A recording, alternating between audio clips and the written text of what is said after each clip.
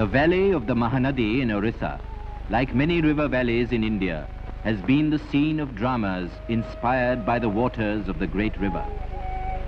In fact, the people living in this valley learn to fear the river's changing moods.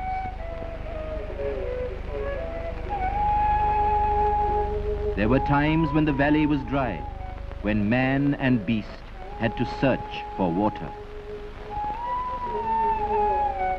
Then there were times when water became the grave of man.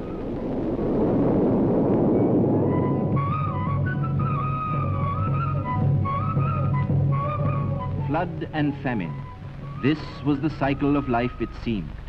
And the people of the valley, with courage and fortitude, came to accept this suffering as if it were all-powerful fate moving in mysterious ways. Men, women and children, uprooted from their farms and lands, were forever finding new earth on which to live. The valley was their ancient home. Where else could they go? Then, after centuries, man used his mind and talent to devise ways and means to harness the mighty river. Plans were blueprinted, and the Mahanadi Valley Development Project came into being. A project that would bend the river to the will of those who lived on its banks. The first phase, Hirakud, the conception was massive. Storage capacity, 675 million acre-feet of water. Power generation, 200,000 kilowatts. Canals stretching 660 miles to irrigate 2 million acres.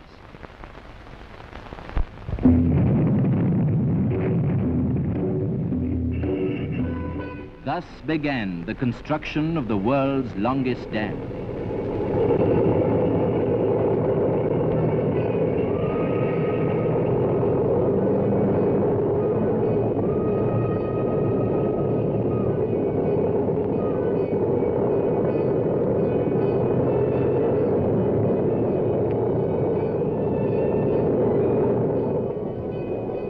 To haul the vast amount of material needed at the site, a special railway line was laid.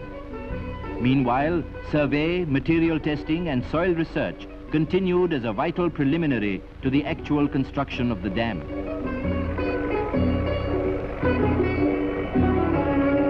At the dam site, 8 miles from Sambalpur, the face of the valley began to change. And so did the face of a once tired and exhausted people. Gone was the pallor and apathy of the past. Gone too was the feeling of defeat and despair. Their frail bodies found a new dynamic energy.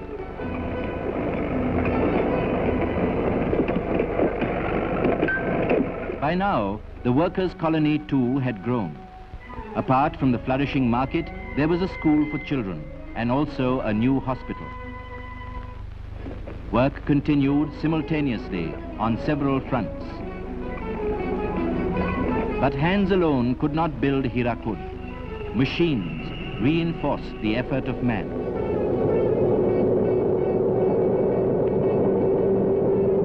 Machines and men. In unison, they prepared the foundations of Hirakud, which alone could tame the Mahanadi and make her a source of lasting prosperity. The dikes are an important feature of the dam. They assure the maximum storage of water. Slowly but surely, the outlines of the project take shape. Engineers review the progress of construction. They tackle the specific problems arising from this complex undertaking. The decisions taken here are embodied in the master plan, which guides work on all sectors of the project. Bulldozers and machines that do the work of hundreds of men help speed the building of the earthen section on either side of the main dam, 13 miles of it.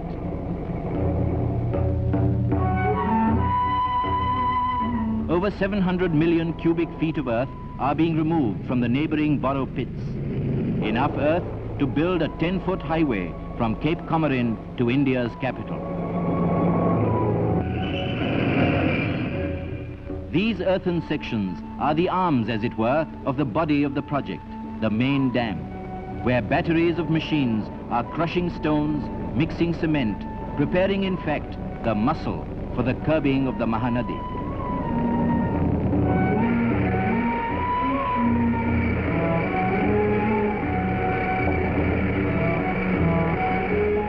Here too, the modern machine unites with the peasant's basket to feed cement to the heart of Hirakud.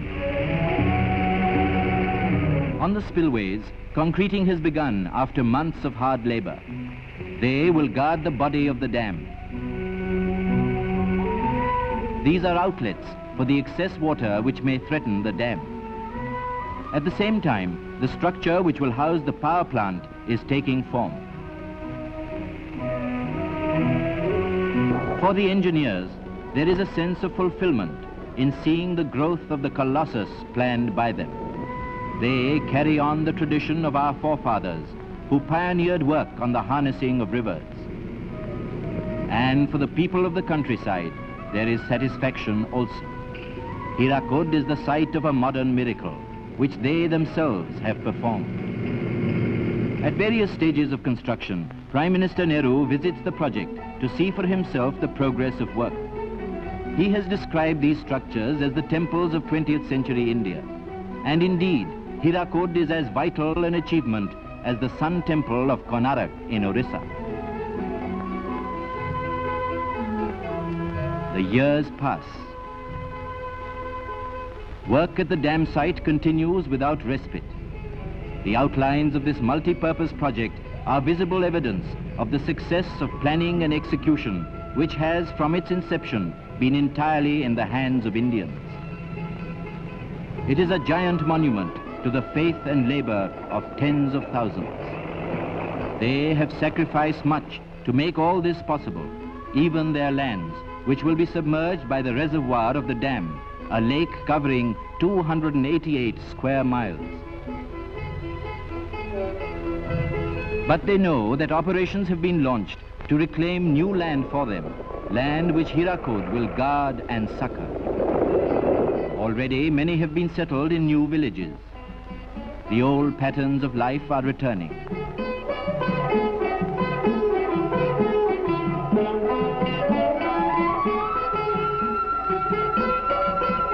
The opening of the Bargar Canal marks a great day in the valley. Those uprooted from the site of the dam will now be able to re-establish themselves on new farms along the life-giving canals.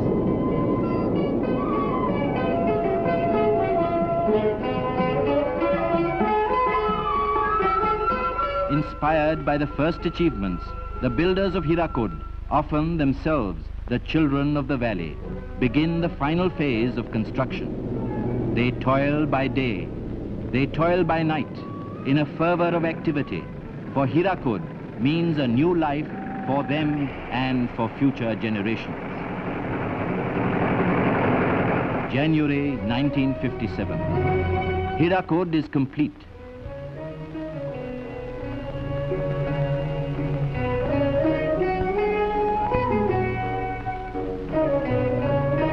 Nine eventful years, crowded with the drama of a monumental achievement.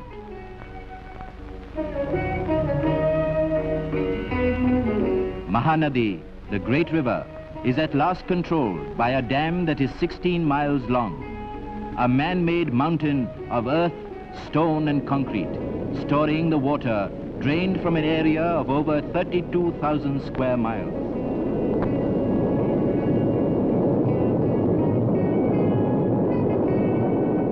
This water will not ravage the valley.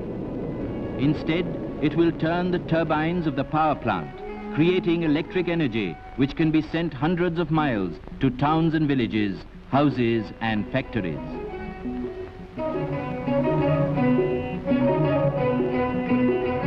Nothing is more eloquent than this panel of instruments, which controls and transmits energy.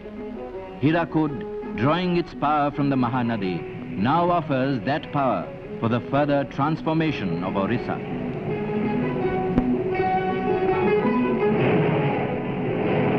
Power from Hirakud creates new industry, new employment, new wealth. It is proof, if proof were needed, that the tragic times will never return. Hirakud has given birth to new townships, complete with technical colleges, which train engineers for the future development of Odisha.